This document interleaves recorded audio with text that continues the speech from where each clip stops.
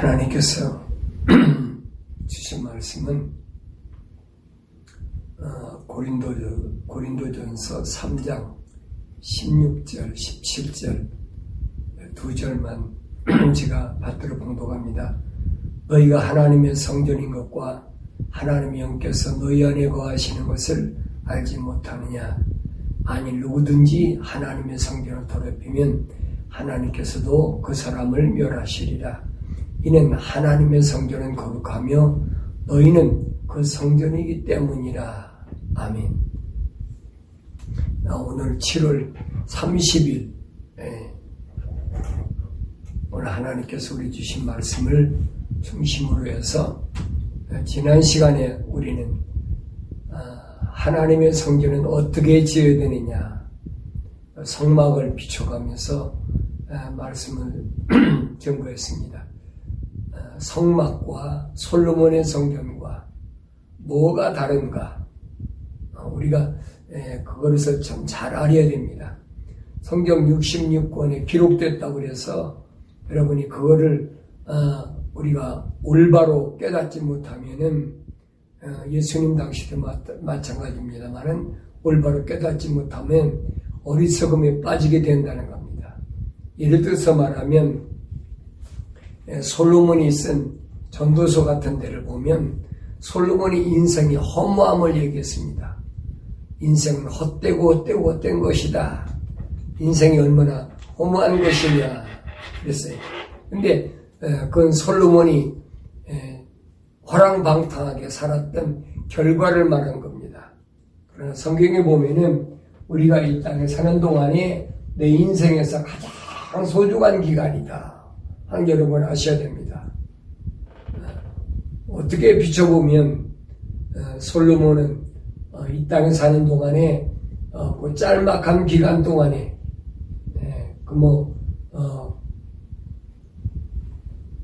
40년 동안 왕권에 앉아가지고 최고의 지상에서 최고의 부를 누리면서 살았지만은 그 결과가 어떻게 됐느냐 하는 것은 우리가 뭘 비춰봐야 되느냐 성막이라는 하나님의 성전이라는 것을 비춰봐야 된다. 그것이 지혜로운 자다. 오늘날도 마찬가지.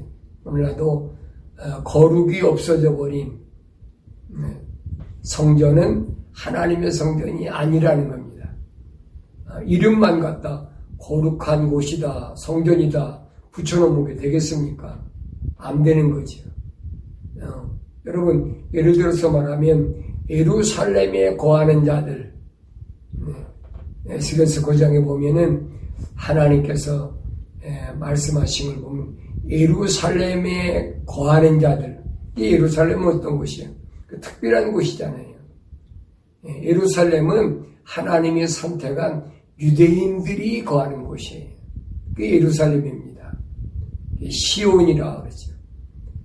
거룩한 그곳에서도 예루살렘의 성전은 더 구별된 곳이에요.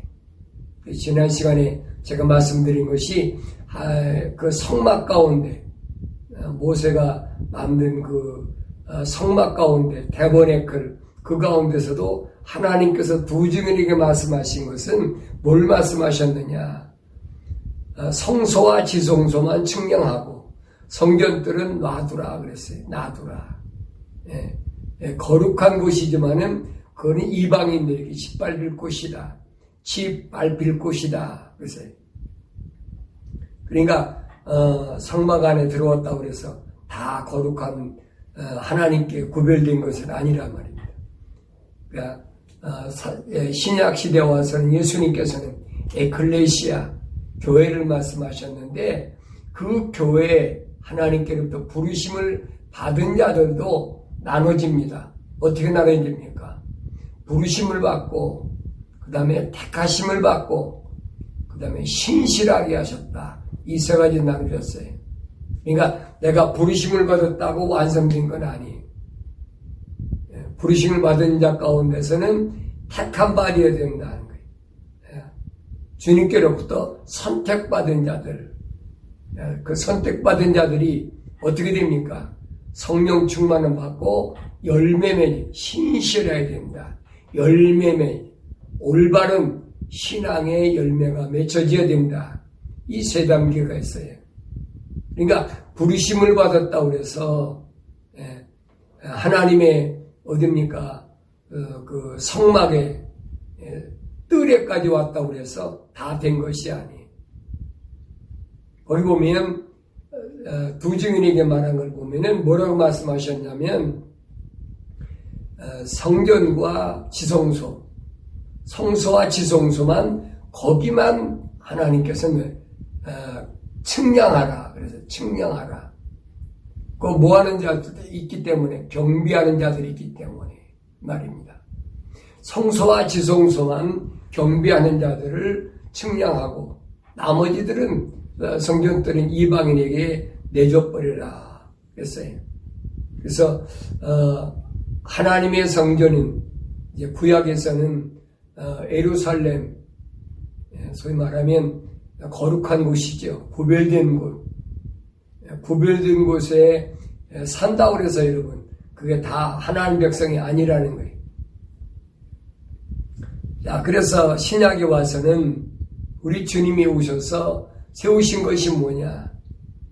구약의 그 성전은 헐어버리시고, 그리고 하나님의 성전, 다시 말하면 교회라는 이름으로 세우셨는데, 그 하나님의 성전이 누구냐? 너희가 그랬어요.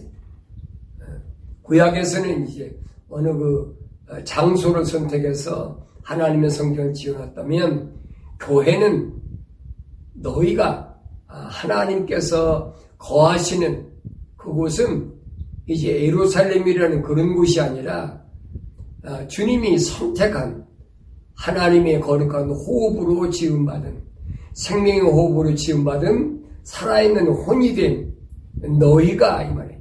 하나님의 성전인 것과 하나님이 영께서 너희 안에 거하신 것을 알지 못하느냐.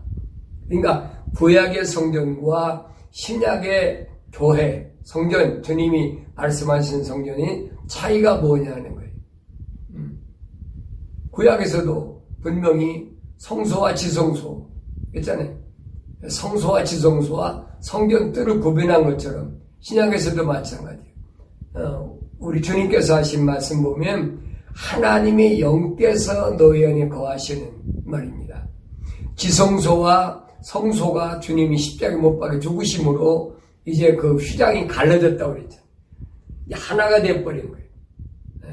요한계시록 가서는 이제 하나님의 집이 하나님이 거하시는 것은 해도 필요 없고, 거긴 추위도 더위도 필요 없고, 그런 곳이잖아요. 그러니까 하나님의 영께서 너희 안에 거하실 때만이 네가 뭐냐? 하나님의 성전이다 이 말입니다. 일정한 장소가 아니라는 거예요. 여러분, 건물을 만들어 놓고 내가 성전이다. 그건 구약시대예요, 여러분. 그건 예수님이 오신 것을 부인하는 자들이 하는 짓거리. 엄격히 말하면 기독교에서 성전은 너인데, 다시 말하면 우리 몸인데, 이 바디가 아니라 우리 안에 있는 하나님의 거룩한 호흡으로 지음받은 살아있는 혼 안에 하나님의 영이 내 안에 거하실 때만이 우리가 하나님의 성전이다 하는 것을 성경은 우리에게 분명하게 가르쳐주고 있습니다. 그러면서 만일 누구든지 하나님의 성전을 더럽히면 그랬습니다. 만일 누구든지란 말은 그 사람이 어떤 지위나 명예나 권세나 세상에서 어떤 위치에 있든 그런 문제가 아니라는 얘기입니다. 나이가 많았든 적든 남자든 여자든 통틀어서 누구든지 그래, 누구든지 어느 사람이든지 하나님의 성전을 더럽히면 그랬지요. 하나님의 성전은 건물이 아니잖아요. 내 몸이 하나님의 성전인 것을 안다면 더럽히면 하나님께서도 그 사람을 멸하시리라 그랬어요. 그 사람이 멸한다. 이게 무슨 말인가 잘 알아야 돼요. 잘못 오해하면 여러분들에게 큰 문제가 부닥칩니다. 그러면서 이는 하나님의 성전은 거룩하며 너희는 성전이기 때문이라. 바울이 계속해서 강조하지요. 너희는 하나님의 성전인데 너희가 어떻게 하나님의 성전이 됐느냐? 그건 하나님이 영께서 너희에 거하시기 때문에. 근데 주님은 이 교회를 세우실 때 뭐라고 세우셨어요? 내가 부르심을 받은 자 가운데서 선택했다는 겁니다. 그래서 그 안에 성령이 거하게 하셨다. 그런데 만약에 이 하나님의 성전을 더럽히면 말입니다. 하나님의 성전은 하나님께서 거하시기 때문에 하나님께서 그 사람을 멸하신다 그랬어요. 그럼 하나님의 성전은 거룩하며 너희는 그 성전이기 때문에 너희도 거룩해야 된다는 거예요. 이 하나님께서 내가 거룩하니 너희도 거룩하라.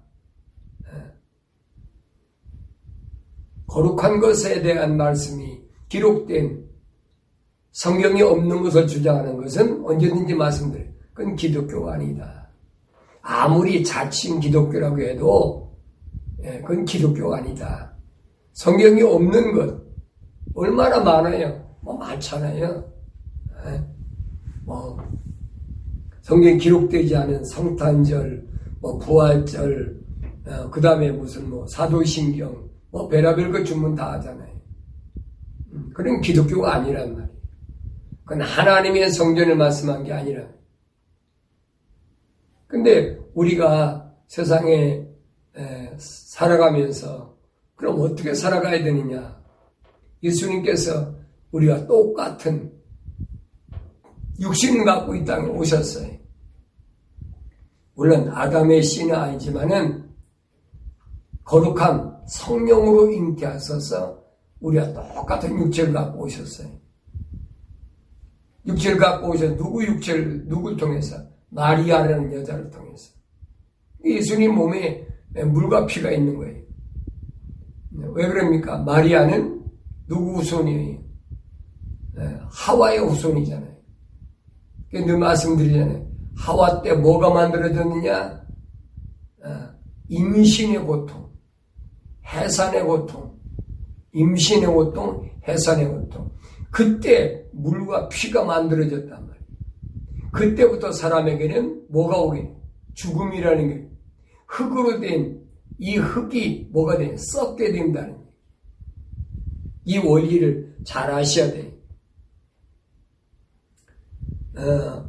하나님의 성령으로 충만한 사람도 그럼 사탄 마귀가 도전 안 하느냐? 도전해요. 우리 복음서에서 예수님이 광야에서 40일 금식하셨을 때 사탄 마귀가 달려들었잖아요. 달려들었을 때 뭘 보고 달려들었느냐? 예수님의 육신을 보고 달려들은 거예요. 그걸 아셔야 돼요. 예수님의 하나님의 아들 되심을 가지고 달려드는 게 아니에요. 그래서 사탄 마귀가 시험할 때 그랬잖아요. 네가 하나님의 아들이거든. 네가 하나님의 아들이거든. 그러면서 육신적인 것을 계속 세 가지를 강조하잖아요. 네가 하나님의 아들이면 너 배고프니까 육신이 배고프니까 이 돌로 떡을 만들어봐라. 먹어라. 그거잖아요. 네가 하나님의 아들이거든. 이 높은 곳에서 뛰어내려봐라. 뛰어내릴 거면 육신적인 거지 그것이 영적인 겁니까? 아니잖아요.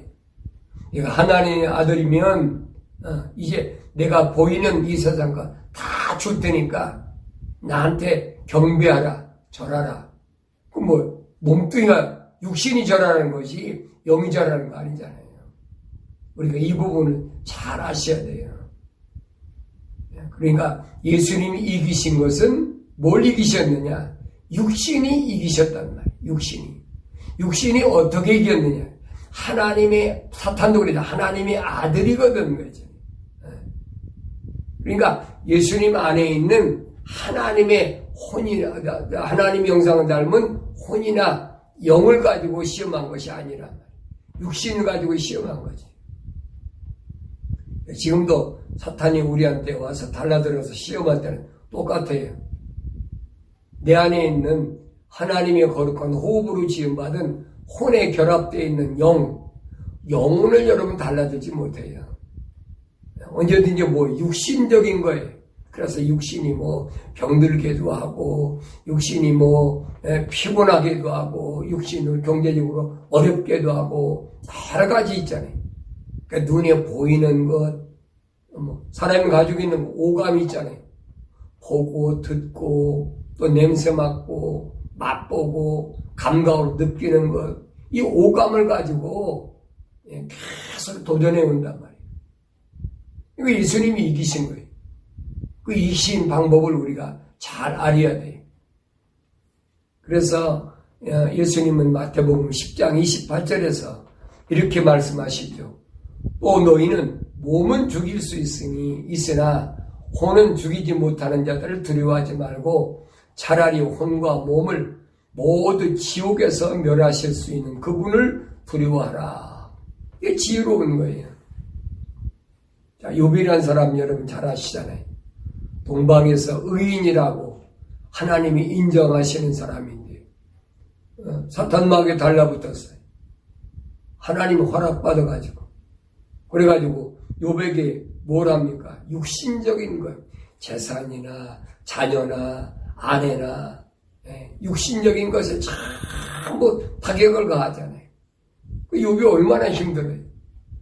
육신이 세상에 있으니까 이 세상에 있는 동안에는 육신적인 것에 타격을 받으면 사람이 못 견디는 거예요.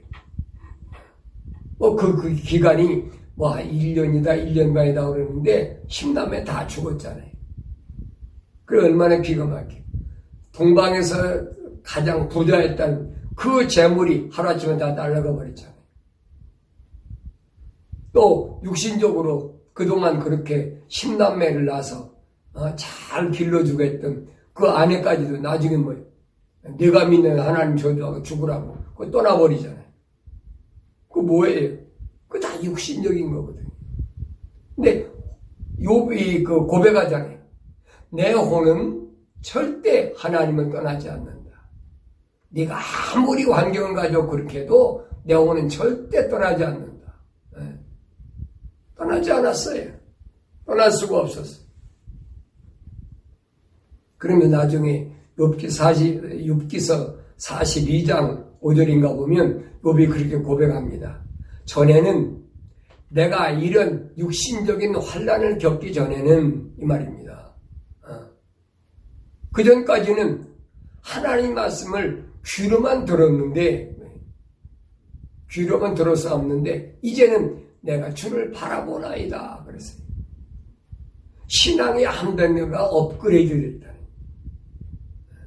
그러니까 사탄은 넘어뜨리려고 했지만은 하나님 허락하신 것은 오히려 그런 어려운 환경을 통해서 욥의 신앙을 하나님을 바라보는 신앙을 하나 업그레이드 됐다. 이게 듣는 거하고 여러분 보는 거하고 다르잖아요. 그래서 바울은 믿음이 뭐예요? 들음에서 나는 거예요. 소망은 뭐예요? 보는 것, 바라보는 것, 그 소망이잖아요. 그 단계를 넘었으면 뭐까지 갑니까? 사랑까지 가는 거예요. 첼리티라는 하나님의 보좌까지 가는 그 여정이란 말이에요. 이 부분을 우리가 올바로 잘 알아야 됩니다. 그래서 사도 요한도 요한일서 1장 1절에서 그랬잖아요. 태초에 있는 하나님의 말씀에 관해서는 우리가 들었고 보았고 주목하여 보았고 확실하게 하셔야 돼요. 들었고 주목하여 보았고 그 다음에 만졌다. 이 세 단계잖아요. 솔로몬은 육신의 활락으로 즐기는 것이 얼마나 헛된 일인가 한 것을 제가 서두에 말씀드렸죠. 성전이 잘못 지어지면 그때는 회개할 수도 없어요. 솔로몬이 그걸 잘 보여주고 있잖아요. 회개하지 않고 죽었다고 지난번에 말씀드렸잖아요. 그게 얼마나 허무한 거예요. 잠깐 동안에 40년 동안의 활락 때문에 영혼을 팔아먹는다. 이게 얼마나 어리석은 거예요. 그래서 하나님의 거룩한 성전은 인간의 생각과 재능과 재간을 가지고 설계를 하여 세워지는 것이 아니라는 것을 분명하게 확실히 올바로 알아야 우리가 하나님의 성전을 올바로 세울 수가 있다. 그러니까 내가 하나님의 성전인 것은 내가 아무리 모양을 낸다고 성전되는 것이 아니에요. 아무리 내가 내 몸을 깨끗이 씻는다고 해서 깨끗해지는 건 아니에요. 주님이 십자가 보혈로 깨끗이 받아야 되죠. 그래서 요한계시록에 보면은 요한계시록 5장 9절에 보면 그들이 새 노래를 부르며 말하기를 주께서 그 책을 취하시며 그 봉인들을 열기 합당하시나이다. 이는 죽임당하셨던 주께서 하나님께로 각 족속과 언어와 백성과 민족 가운데서 우리를 주의 피로 구속하여 그랬습니다.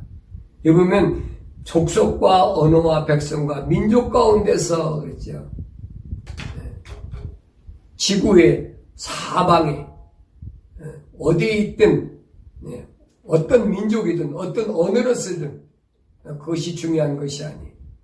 주님의 십자가 보혈로 제사함받은 정결한 주님의 신부된 자들, 그들이 오늘 여기 보면은 그렇습니다. 새 노래를 부른다. 그래서 새 노래를 부른다. 아무나 새 노래 부르는 것이 아니라는 것이. 아무리 스펙을 많이 쌓고 아무리 지식이 많아서 또 발성 연습을 많이 해가지고 사람들에게 주앙을 받는다고 해서 그 사람의 새 노래를 부르는 건 아니에요. 새 노래는 누가 부르느냐? 민족과 백성과 언어와 그랬죠? 네 가지를 가리켰어요. 족속과 언어와 백성과 민족들 가운데서 우리를 주의 피로 그랬어요. 주님이 십자가 보혈로 제사함 받은 자들. 그게 하나님의 성전이란 말이에요. 그러니까 내가 뭐 미국에 살든 아프리카에 살든 남미에 살든 뭐 러시아에 살든 그게 중요한 것이 아니에요. 어느 곳에 있든 어느 언어를 사용하든 그게 중요한 것이 아니라 두 증인이 영원한 복음을 듣고 올바로 하나님의 성전으로 내가 지어진다는 사실. 그게 뭐예요? 은혜 중에 은혜란 말이에요. 우리가 세상에서 은혜라고 하면 뭐랍니까? 내가 마땅히 값을 받아야 될 그런 아무런 이유도 없는데 그런데 내가 넘치는 걸 받았다. 그 은혜라고 그러잖아요. 성경은 기독교에서 말하는 은혜는 뭘 얘기하느냐? 하나님께서 바울이 로마서 9장에 설명하죠. 토기장이가 진흙덩어리로 하나님 귀한 그릇을 하나님 절한 그릇을 만들 고난이 없겠느냐? 토기장 창조주 하나님이 얼마든지 만드실 수 있죠. 그런데 하나님께서 나를 하나님의 호흡으로 지으셨다는 그 한 가지 사실이 나에게는 엄청난 은혜 중의 은혜란 말이에요. 세상에 내려와가지고, 몸에 병 안 들고, 세상에서 내가 부유하게 살고, 그것이 은혜가 아니란 말이에요. 그건 사람들이 여러분, 노력하면 얼마든지 할 수 있어요. 우리 예수 안 믿는 사람들이, 여러분, 부자 된 것이 하나입니까? 얼마든지 있잖아요. 우리나라도 보세요. 예수 안 믿는 사람들이 재벌들이 얼마나 많은가. 또 건강한 사람이 얼마나 많아요. 그걸 은혜로 한다는 건 그건 세상에서 철학에서 하는 얘기란 말이에요. 기독교생은 그게 은혜가 아니에요. 기독교생은 그게 은혜가 아니라 무엇이 은혜냐? 하나님께서 나를 처음에 지으실 때부터 하나님의 호흡으로, 거룩한 호흡으로 지으셔서 그래서 나를 살아있는 혼으로 되게 만드셨다. 그래서 주님께로부터 내가 선택받기 위해서 내가 하나님의 성령으로 내 안에 거하게 하심으로 내가 하나님의 거룩한 전으로 세상을 살아간다. 그럽니다. 그럼 하나님의 전으로 된 것은 여러분 거룩해야 되는데 하나님 전이 언제든지 거룩해집니까? 구약에서 우리가 보이죠. 예수님, 잊혀진 예수님 당시도 마찬가지잖아요. 네. 하나님이 전에 있는 제사장들, 바리새인, 서기관들, 또 거기 유대인들 보세요. 뭐 사고 팔고 뭐 별짓 다 하잖아요. 네. 그 언제부터 그렇게 됐어요? 솔로몬 때부터 솔로몬 때부터. 네. 잘못된 하나님의 성전. 그건 하나님이 거룩한 전이 아니죠. 우상 숭배하고 별짓거리 다 하는데 그게 무슨 거룩한 성전입니까? 오늘 바울이 말한 말이에요. 하나님 반드시 멸하신다는 거예요. 우리에게 지금 성경은 그걸 보여주고 있다는 거예요. 하나님의 거룩한 전이 뭐냐? 그래서 우리는 사도 베드로가 고백한 것처럼 주는 그리스도시요 살아계신 하나님의 아들이심을 내가 믿습니다. 그 고백이 주는 그리스도 나의 주인은 메시아 구원자 예수님 당신뿐입니다. 당신은 하나님의 아들이신데 이 땅에 인간의 몸을 입고 내려오셨음을 고백하는 거예요. 그 부르심에 모여든 사람들이 누구냐? 그게 바로 교회라는 에클레시아, 하나님의 성전, 구약적 건물의 성전이 아니라 주님이 오셔서 세우신 교회란 말이에요.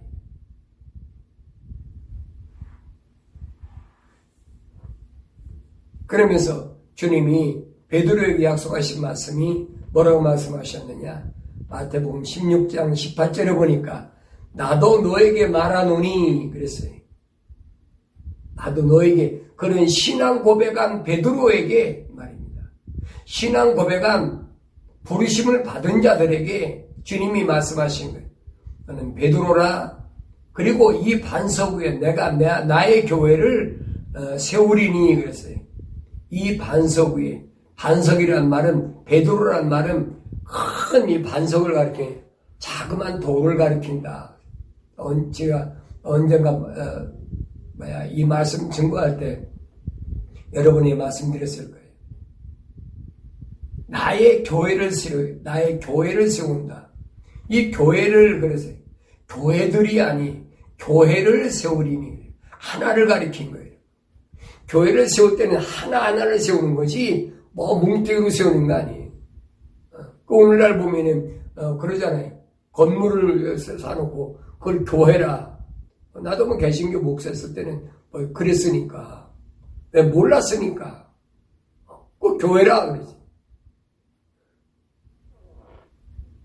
하나의 교회. 하나하나의 택하심 받은 자. 예수님이 양들을 부르실 때도 하나하나 부르지. 뭉뚱이를 다 부릅니까? 너희들 다 나오라 그러면 아니잖아요. 요한복음 10장에서 양들의 이름을 부르니 이름을 어떻게 한 번에 하나씩 부르지 뭐 한 번에 10명씩 부릅니까? 그래서 내가 나의 교회를 세우리니 그랬어요. 그 교회는 지옥의 문들이 그것을 이기지 못하리라. 이게 얼마나 엄청난 복인가 여러분 아셔야 돼요. 지옥의 문들이 이기지 못하는 그것이 뭐냐? 하나님께서 우리 주님께서 세우신 교회라는 거예요. 교회. 그러면서 내가 천국의 열쇠들을 너에게 주리니 내가 무엇이든지 땅에서 묶으면 하늘에서도 묶일 것이요 내가 무엇이든지 땅에서 풀면 하늘에서도 풀릴 것이니라 하시니라. living soul. 아담을 하나님께서 흙으로 빚으시고 거기에다가 하나님의 호흡을 후 하고 한 번 불어넣으신 거예요. 이 이유를, 이 원리를 잘 아셔야 돼요. 이걸 모르는 사람들은 뭐 그런 거 많이 요즘 얼마나 많은가. 우리 공동체에 오라. 공동체들 오면 여기 오면은 다 뭐 구원받는 것처럼 그래 거짓말하잖아. 뭐 공동체를 얼마나 많이 만들어놨어요. 개신교에서. 이 기독교는 그따오지도 않아요. 개신교에서 그따오지도 않아요. 그런 공동체란 이름은 요즘 쓰지만 옛날에는 뭐 여러 가지 많잖아요. 근데 지내온 거 보세요. 여러분 천북교 박대선이도 자기들 만들잖아요. 시온이라 그래가지고 거기서 간장도 만들고 무슨 담요도 만들고 거기 다 와라 그래가지고 그거 아니란 말이에요. 성경은 그렇게 안 돼 있어요. 각 개인이 돼 있어요. 그래서 예수님은 좁은 문으로 가요. 좁은 문은 여러분 둘이 가는 곳이 혼자밖에 못 들어가요.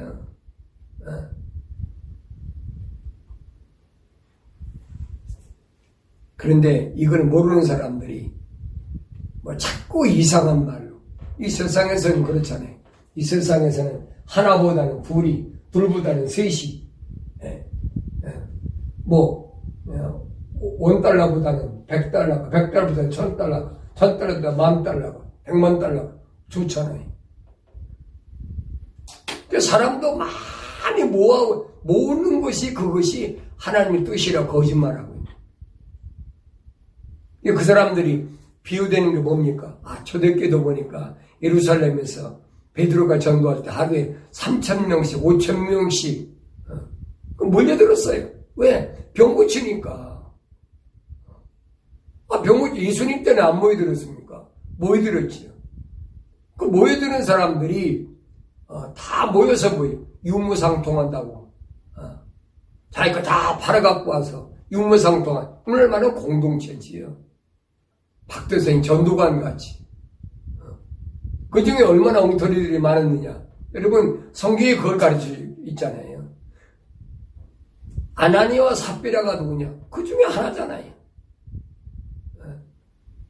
아나니아와 삽비라가 왜 베드로의 말 한마디로 죽었는지 여러분 그걸 아셔야 돼요. 초대교회다. 공동체다. 그 사람들이 병 고친다고 그러니까, 부자 된다고 그러니까, 천국 간다고 그러니까, 우리한테 모여라 그러니까, 그렇게 모은 자들이 얼마나 많아. 그거 아니란 말이에요. 예수님이 오셔서는 예배도 어떻게 받으셨느냐. 예수님 만나는 자유로운 예배 말씀드렸잖아요. 누구를? 나인성, 수가성, 그 여인은 유님 만나셨잖아요. 그 예배 때 말씀드릴 때 제가 말씀드렸잖아요. 뭐라고 그때 말씀드렸습니까? 예배는 자유로운 것이다. 어떤 곳에 모여서만이 예배가 아니라 삶 자체가 예배. 삶 자체가 예배란 말은 수가성 여인이 뭐하러 왔어요? 물 들어왔잖아요. 그 생활 있잖아요, 생활. 그 생활 속에서 만나는 것이 그게 예배란 말이에요. 워십이란 말 잘 알아야 돼요. 구약에서는 이스라엘 백성들이 하나님 앞에 무릎 꿇고 엎드려서 경배 드리는 건 신약에 와서 예수님이 안 그랬어요. 예루살렘에서도 말고 이곳에서도 말고 예루살렘이나 사마리아나 여기서 말고 지금 네 생활 속에서 나를 만나는 것 이게 예배란 말이에요. 그 수가성 여인이 돌아가서 동네 가서 내가 메시아를 만났다 얼마나 외쳤습니까? 그게 기독교 참된 예배예요, 여러분. 그게 자유로운 거예요. 성경은 여러분들이 올바로 볼 수 있는 눈이 열려야 된다. 예수님 하나님께서도 구약의 말라기서 2장 15절에서 말라기 선지자가 기록된 것을 그럽니다. 그가 그랬어요. 그가 누구예요? 하나님이 창조주 하나님이 그가 영의 여분을 가지셨으면서도 하나로 만들지 아니하셨느냐? 영의 여분을 가지셨단 말은 한 번에 많이 만들 수 있다는 거예요. 창조주 하나님인데 왜 많이 못 만드시겠어요? 만드실 수 있죠. 그렇지만은 이는 그가 경건한 씨를 찾으려 하심이라. 많이 여분을 가지시는데도 하나로 만든 것은 경건한 씨, 거룩한 씨, 이것을 찾으려 하시면, 그러므로 너희 영을 주의하고, 그랬죠? 영을 주의하고, 아무도 자기 젊은 시절에 아내에게 기만하여 행하지 말지니라. 그랬어요. 하나의 영, 하나의 혼, 한 분 예수, 한 성령, 한 하나님. 우리가 올바로 하지 못하면 여지없이 사탄이 쳐놓은 뭡니까? 철학과 과학이라는 그 그물에 걸려서, 오름에 걸려서 빠져나오지 못하기가 십상이란. 그래서 리브가의 몸에서도, 리브가라는 한 여인의 뱃속에 지금 쌍둥이가 있잖아요. 근데 그 쌍둥이 가운데서도 에서와 야곱이 있는데, 성경이 그랬잖아요. 하나님이 야곱은 사랑하고 에서는 미워했다. 함과 같다. 왜? 하나만 선택하셨으니까. 둘이 어머니 뱃속에 쌍둥이가 있어도 하나님께서는 한 혼을 선택하셨다는 거예요. 이게 성경의 원리. 아브라함도 마찬가지예요. 이스마엘을 먼저 낳고 이삭을 나중에 낳았는데, 나중에 낳았지요. 물론 어머니가 다르지만은, 그러면서 약속의 자녀만 내 자녀라고 인정하겠다. 똑같은 아브라함의 아들인데 왜 하나님이 이삭만 하나님 선택하셨느냐? 나중에 바울 사도가 삼층천에 가서 하늘의 비밀을 깨닫고 와서 아브라함이 가게 설명하잖아요. 하나님께서 이삭만이 내 독생자로 있냐? 독생자. 독생자란 말은 아들이 하나밖에 없다는 거예요. 아브라함 몸에서 난 자가 왜 하나예요, 여러분? 이스마엘 낳았는데. 근데 왜 독생자라고 했느냐? 하나님이 내 아들로 인정하는 것은 하나밖에 없다는 거예요. 이게 뭘 가르치느냐? 하나님이 창조하신 것은 하나의 혼. 하나씩. 세상에 들어오는 자도 한 번에 쌍둥이를 낳아도 하나님이 세상에 내려보내신 것은 하나라는 사실을 여러분 올바로 아셔야 됩니다. 바울이 로마서 9장 8절에서 이는 육신의 자녀가 하나님 자녀가 아니요. 딱 결론 내렸잖아요. 육신의 자녀가 하나님 자녀가 아니요. 네 자식은 될지 모르지만은 창조주 하나님의 거룩한 자녀는 아니라는 거예요. 누구만 오직 약속의 자녀만이 씨로 여김을 받는다는 것이다. 내 몸에 물과 피가 흐름으로 흙어 썩게 하는 육신은 루시퍼, 사탄, 마귀가 파놓은 함정에 빠져서 우리가 시간과 공간의 한계를 벗어나지 못하는 그런 처량한 신사가 됐는데 아직도 우리는 이것을 깨닫지 못하는 거예요. 깨달아야 되거든요.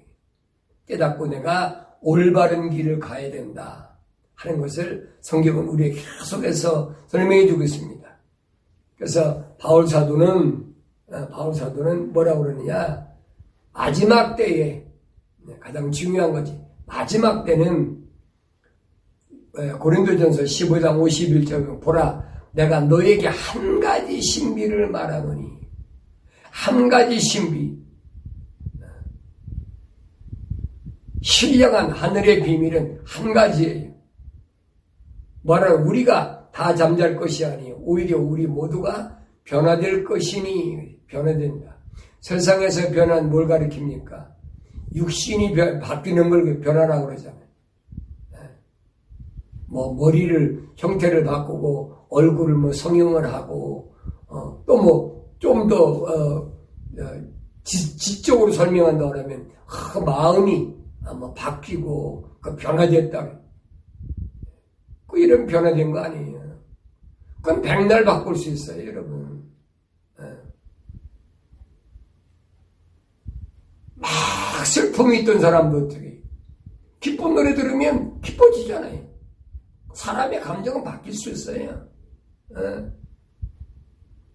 그거 변화된 게 아니라 성경에 말하는 변화하고 세상에서 말하는 변화가 뭐가 다른가 알아야 돼요. 철학과 과학에서 말하는 변화하고 하나님의 말씀이 우리에게 말씀하고 있는 변화를 우리가 올바로 구분할 줄 알아야 된다. 그러면서 이 한 가지 신비는 뭐냐? 우리가 모두 다 변화된다는 것인데 언제 변화되느냐? 마지막 나팔에 라스트 트럼펫 7째 나팔 불 때 눈 깜짝하는 순간에 그렇게 변화되는데 나팔 소리가 나면 그랬어요. 나팔 소리가 나면 죽은 자들이 썩지 않을 몸으로 일으켜지며 우리도 변화되리라 그랬어요. 먼저 죽은 자들이 썩지 않을 몸으로 일으켜진다. 죽은 자들은 세상에서 물과 피가 다 쏟아졌으니까 그들은 그냥 부활하는 거예요. 물과 피가 있는 우리 몸에 있는 살아있는 우리가 뭐냐? 변화된다. 어떻게? 죽어서 물과 피가 다 쏟은 사람처럼 그렇게 변화된단 말이에요. 그리하여 이 썩을 몸이 반드시 썩지 않을 몸은 있고 이 죽을 몸이 반드시 죽지 아니함을 입으리라. 여러분 이 말씀을 잃어버리면 환경이 좀 어렵게 하면 몸이 병들고 또 환경이 조금 어려우면 금방 우리는 이상하게 내가 왜 이렇지? 거기에 자꾸 마음이 뺏기는 거예요. 세상에 여러분 어떤 것으로 철학과 과학이 썩을 몸이 썩지 않은 몸으로 반드시 죽을 몸이 죽지 않은 몸으로 뭐라고 설명할 겁니까? 그게 가능하다고 생각합니까? 세상 지식으로 하나님 말씀을 올바로 깨닫는 것이 깨닫는다고 생각하는 것이 얼마나 가당찮고 얼마나 불가능한 것이냐 하는 것을 우리가 알아야 됩니다. 우리가 세상 지식을 가지고 하나님 말씀을 올바로 깨달으려고 생각했다면 그 사람은 이미 사탄마귀에 쳐놓은 그물에 걸렸다는 의미라. 잠언서 기자는 잠언서 30장 5절에서 하나님의 모든 말씀은 순수하니 하나님 말씀은 순수해요. 거기 화고 뺄 거 없어요. 순수한데 그렇잖아요. 순수하다면 깨끗하다는 물이에요. 깨끗한 물. 근데 거기에다가 뭘 더하겠습니까?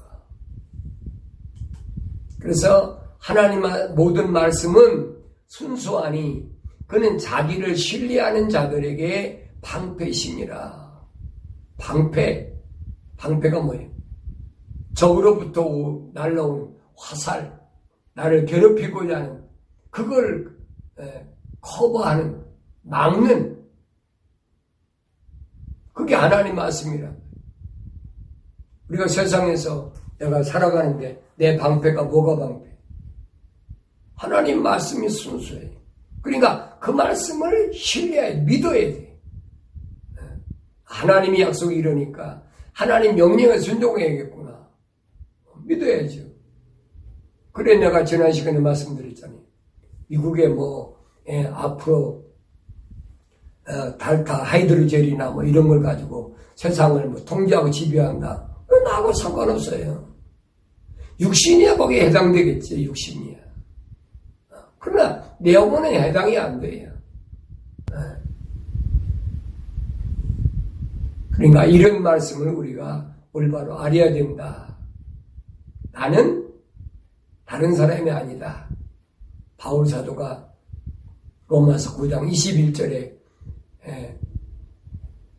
증거하신 말씀을 잘 기억해야 돼요. 도기장이가 같은 진흙덩어리로 하나는 귀 있을 그릇을 하나는 천하게 쓸 그릇을 만들 고난이 없겠느냐?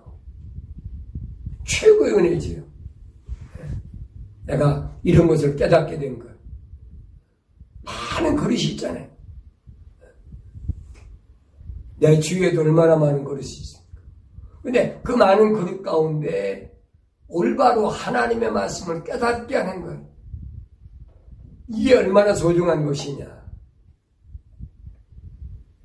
우리 올바로 그걸 알아야 됩니다. 이 땅에서 경제적으로 성공하고 학문적으로 성공하고 권력을 가졌던 예수 믿지 않는 많은 신앙생활하지 않는 부자들, 건강한 사람 얼마나 많아요. 그런데 하나님은 나를 그렇잖아요. 뭐 별로 변변하게도 또 세상에 부자될 기회가 왔는데도 하나님이 그때 다 무너뜨리게 하시고 하나님의 은혜가 뭔가를 올바르게 알게 하시고 오늘 나를 있게 하신 하나님, 그게 은혜거든요. 이건 다른 말로 표현할 수가 없어요. 바울은 그래서 그렇게 표현해요. 받은 자밖에 모른다. 그 은혜를 깨달은 자밖에 몰라요. 많은 사람들은 지난 과거를 원망하잖아요.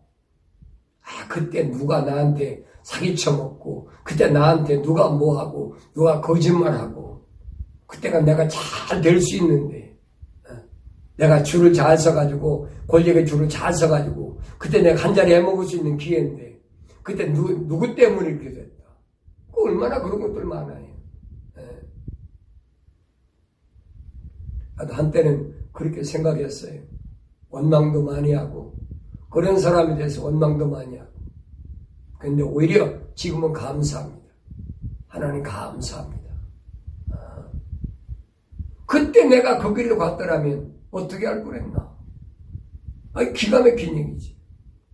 하나님께서 나한테 기회를 주신 거예요. 생각해보면 젊은 날에 혈기왕성하고 할 때 얼마든지 힘이 있다고 생각하니까 뭐 별의별 다 했겠지요. 하나님이 다 막아놓으시잖아요. 다 막아놓으시고 오늘 나를 있게 하시는 하나님, 깨닫게 하시는 하나님, 얼마나 감사한지 모르지.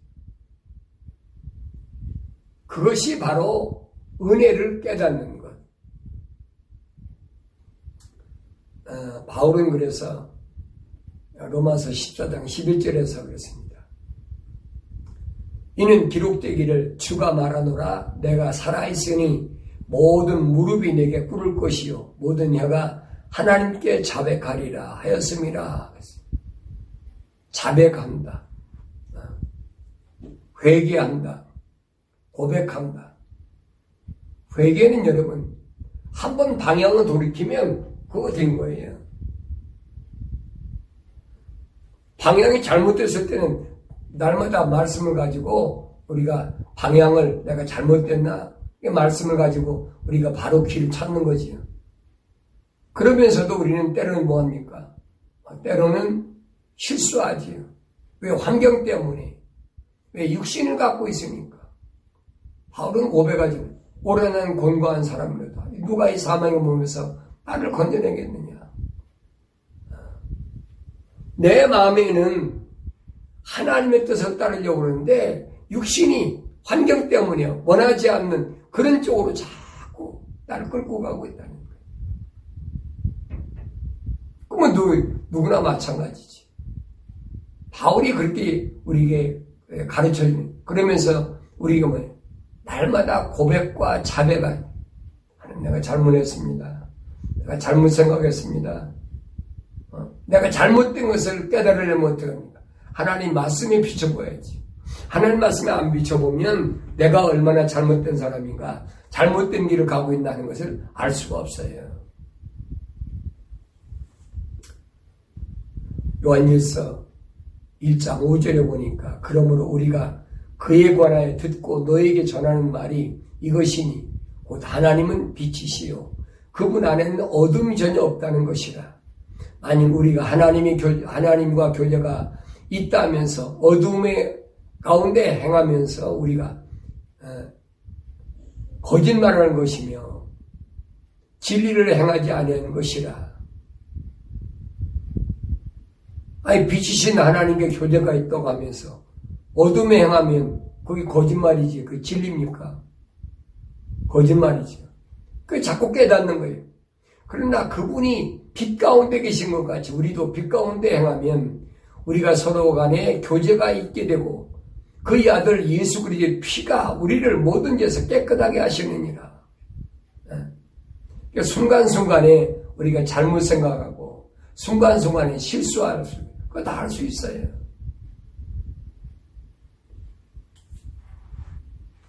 그것 때문에 난 틀렸나 보다. 낙심하면 안 된다. 그런 건 육신을 갖고 있을 때는 사탄 마귀는 얼마든지 와서 도전할 수가 있었어요. 예수님도 육신을 갖고 계실 때 사탄 마귀에 도전했잖아요. 알았잖아요. 내가 하나님의 아들이면 그랬잖아요. 그 시험을 다 이기고 나니까 사탄 마귀 떠나가고 누가? 천사들의 수종들더라. 천사들의 수종. 사탄 마귀 떠나갔다고 해서 예수님이 십자가 못 박혀 안 죽으셨습니까? 죽으셨잖아요. 고난과 고통 다 겪으셨잖아요. 그게 나와 여러분이 가야 할 길이다. 그래서 만일 우리에게 아무 죄도 없다고 말하면 우리 자신을 속이는 것이요 진리가 우리 안에 있지 아니하나. 우리가 우리 죄들을 자백하면 그는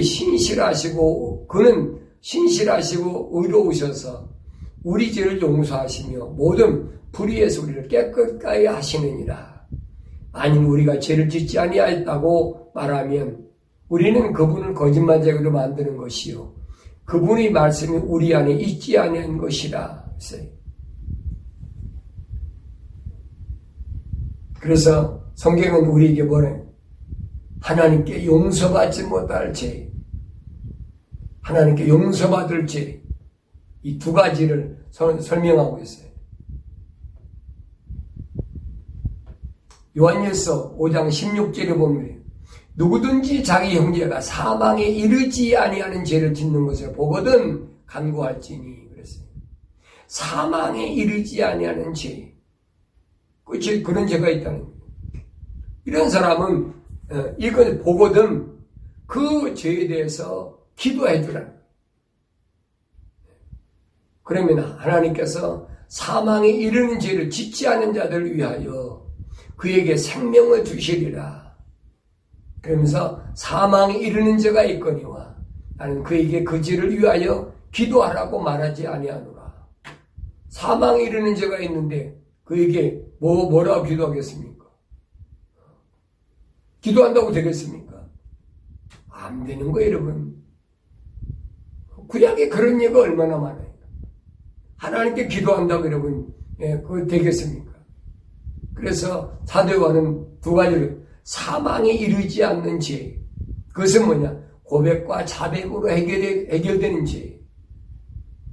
그러나 사망에 이르는 죄가 있다는 거예요. 그걸 위해서는 기도할 필요가 없어. 네가 아무리 기도해도 안 된다는 거예요. 그것을 바울은 뭘 얘기했습니까? 바울은 히브리서 6장 1절에서 12절에 보면 한 번 비침을 받고 그랬어요.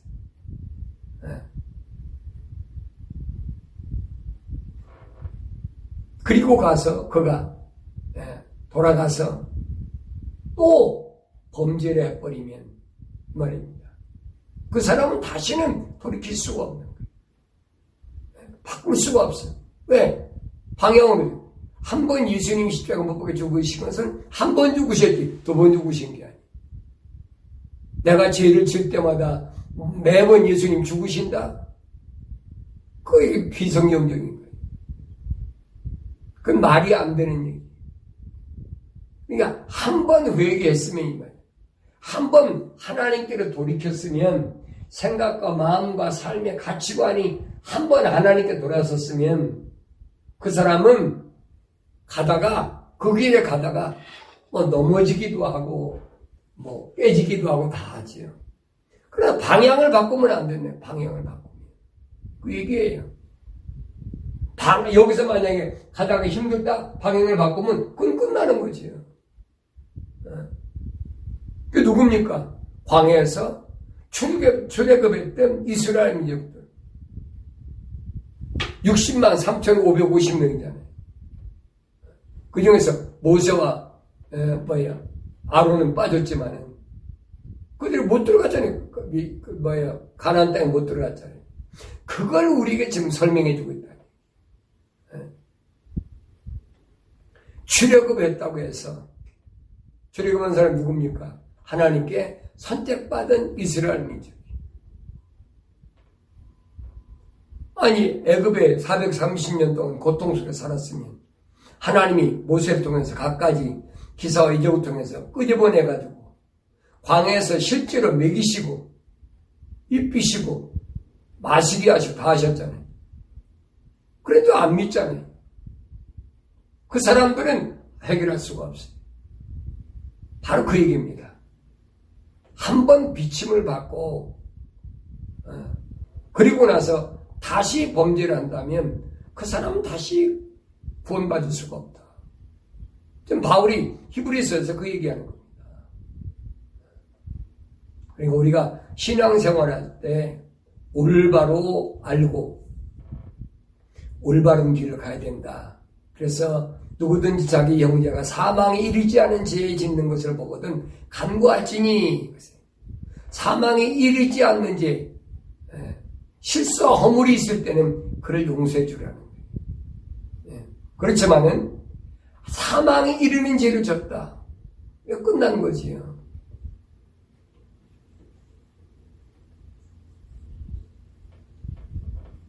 그 사람은 다시는 제사함을 받을 수가 없다. 왜 그러느냐? 예수님은 한 번 죽으셨지 2번 죽으시는 게 아니라 내가 제사함 받는 것은 한 번 회개하는 것이라. 한 번 깨끗하게 주님의 십자가 보일로 제사함 받으면 되는 거예요. 그렇다고 사람이 실수가 없습니까? 허물이 없어요? 얼마든지 있어요. 그래서 예수님이 마치 베드로의 발을 씻겨주신 것처럼 한 번 목욕한 사람은 2번 다시 목욕할 필요가 없어. 발만 씻으면 돼. 예수님이 그 말씀하신 거예요. 그럼 우리가 올바로 깨달아야 돼. 그래서 우리는 날마다 기도하는 게 뭐냐? 허물과 죄 때문에, 아니 허물과 우리의 실수 때문에 이것이 깨끗하게 고백과 자백을 통해서 사함받아야 흠과 점이 없는 주님의 신부가 된다. 그래서 그 사람을 가리켜서 우리가 거룩합니다. 그래서 바울이 데살로니가 지방에 있는 교회들에게 하신 말 편지 보면 하나님의 뜻은 이것이니 곧 너희 거룩함이니라. 너희 거룩함, 세상과 구별된 것. 너희는 음행을 삼가라. 음행이 뭐예요? 세상과 타협하는 것, 세상과 친구 되는 것. 그때마다 우리는 자꾸 깨달아야 돼. 말씀을 읽으면서 내가 세상과 하마터면 타협할 뻔했구나. 내가 하마터면 세상과 친구 될 뻔했구나. 데살로니가에 대한 4장 4절에 보니까 너희 각자가 거룩함과 존귀함으로 어떻게 자기 자신의 그릇을 소유하는가를 알며 하나님을 모르는 이방인들과 같이 세욕에 빠지지 말라. 세상에 아주 푹 빠져버리는 거. 앞이 안 보이는 거지. 하늘나라가 보이는 사람은 그런 짓 하지 않지. 안 보일 때는 할 수가 없어요. 안 보일 때. 깨닫지 못할 때는 할 수가 없어요. 그래서 우리가 하나님 말씀을 올바르게 깨달아야 된다. 깨닫는 것이 은혜다. 그래서 6절에 보니까 어떤 문제에 있어서도 정도를 지나쳐 자기 형제를 속이지 말라. 이는 우리가 미리 경고하였고 증거한 바와 같이 주께서는 이러한 사람들에 대하여 벌 주시는 분이시기 때문이라. 하나님께서 우리를 부르신 것은 부정함에 이르게 하는 것이 아니라 거룩함에 이르게 하려 하심이라. 부정함에 이르게 하려. 부정한 게 부정한 거. 올바르지 못한 거. 하나님의 약속을 믿지 못하고 하나님의 명령에 불순종하지 못하는 거. 이게 부정한 거예요. 그것이 에덴 동산에서는 아담에게 이루어졌다고 하면 세상에 들어온 자들에게는 하나님께서 천사를 통하여 뭐 주셨어요? 계명과 규례와 윤리를 주셨잖아요. 특별히 선택한 이스라엘 백성을 통해서 우리에게 모델로 보여주신 거예요. 하나님께 선택받은 자들은 이 세상에 살더라도 이렇게 살아야 된다. 그러면서 우리를 부르신 것, 에클레시아, 교회는 부정함에 이르게 살면 안 된다는 거예요. 하나님 우리를 부르신 것은 거룩함에 이르게 하시려고 세상 구별되게 살게 하시려고 부르셨다. 그래서 바울은 디모데에게 보낸 편지에서 어떻게 거룩하느냐? 디모데전 4장 5절에서 이는 하나님의 말씀과 기도로서 거룩하게 됩니다. 말씀과 기도를 기도. 그래서 날마다 하나님 말씀을 읽고 날마다 그 말씀을 통해서 내가 바른 길을 가고 있는지 내가 잘못 가고 있는지를 날마다 점검해야 돼. 그럴 때 우리가 이 세상에 거하면서도 세상 것에 흔들리지 않고 올바른 길을 갈 수 있다. 세상에 전염병 팬데믹이 왔다 그래가지고 이거 조심하고 뭐하고 다 하겠죠. 육신을 위해서. 그것 때문에 여러분 내 영혼이 흔들려서는 하나님 향하는 나의 믿음이 나의 신앙이 흔들려서는 안 된다는